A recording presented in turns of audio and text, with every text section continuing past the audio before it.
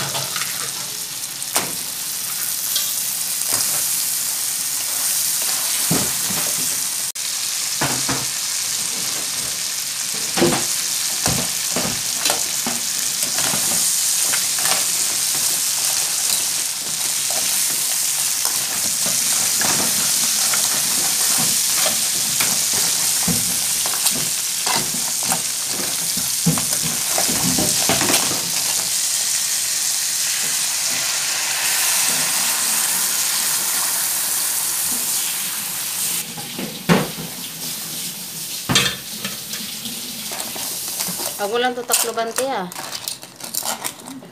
Ito naman yung pagkalaman. Para yung gata niya, ganyan pa rin sa kulay. Ayan. Ang alimango, baw. Ano ba nilagyan mo ng sibuyas dahon? Ito, saan ng mga people? Ayan. Hintay mo natin siyang kumulo-kulo bago natin lagyan ng iba pang mga lahok. Ang iba kasi bigas niya eh. Luto na ang ating pagkain. Kaon na ta. Ngaon ta, mga Pati, tayo, upo dito. Sige. Ito si Inday Dako, halatang halata. Ano yan? Bakit mo yan kinuha? Ay, gagamba? Dagat. Alay! Sarap. Gagamba galing dagat.